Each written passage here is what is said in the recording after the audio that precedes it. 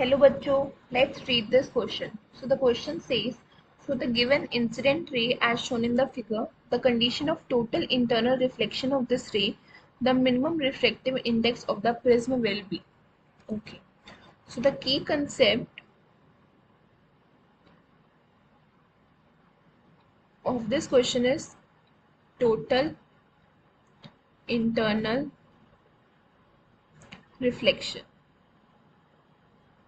Total internal reflection में क्या होता है कि जो लाइट रे है वो बेंड नहीं करती, सीधा सरफेस से पास हो जाती है. And for this condition angle I should be equals to critical angle. तो ये हमने फिगर हम ड्रॉ करते हैं, उन्होंने क्या फिगर गिवन है वो हम ड्रॉ करते हैं एक बार. ये हमारा नॉर्मल है, ठीक है. This is are incident ray, ये पास हुई, and this is total internal reflection. Okay, now ये एंगल हमें 45 डिग्री गिवन है. Let this angle be theta. Okay, then this is 90 degree, so this angle will be equals to 90 minus theta.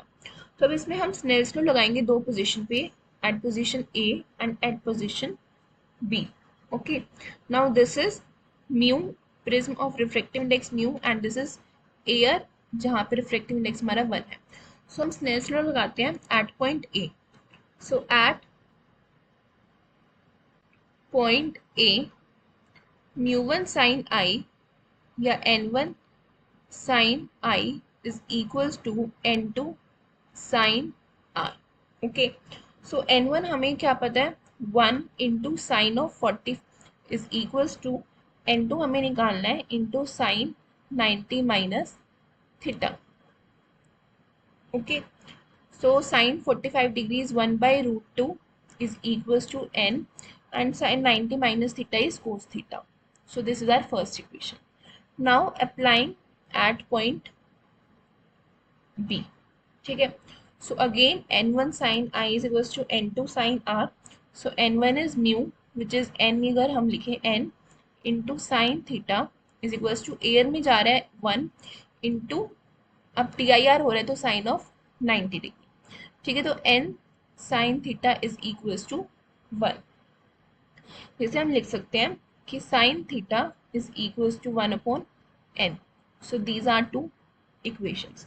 Now we have to find the value of n refractive index की हमें value find करनी है. तो हम कैसे लिख सकते हैं इसे कि sin square theta plus cos square theta हमारा क्या होता है 1. ठीक है, तो अगर हमने कोस स्क्वायर थीटा लिखा for example cos square theta, तो हो गया 1 माइनस साइन स्क्वायर थीटा.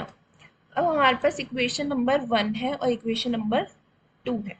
ठीक है, तो हम इससे कोस थीटा की वैल्यू निकालेंगे और साइन थीटा की. तो कोस थीटा की वैल्यू इससे क्या आ गई 1 बाई रूट 2 मल्टीप्लाई एन. किसकी वैल्यू आ गई है कोस ऑफ थीटा की. तो आपने अगर आपने इस इक्वेशन में रिप्लेस किया, so what you will get 1 by root 2 into n. ठीक है, तो अगर हमने एन यहाँ पे मल्टीप्लाई कर दिया is equals to 1 by root 2 is equals to n. ये हमारे किसका है कोस स्क्वायर थीटा की वैल्यू. ओके, का स्क्वायर 1 बाई रूट 2 एन हमारी वैल्यू आई थी, इसका हमने क्या कर दिया square is equals to 1 minus sine square theta. 1 minus, अब साइन स्क्वायर थीटा की वैल्यू क्या थी 1 by n, so 1 by n square. ठीक है, so n square minus 1 divided by n square, जिसे हम लिख सकते हैं 1 by 2 n square is equals to n square minus 1 over n square. Now n square will cancel out, so n square minus 1 is equals to 1 by 2.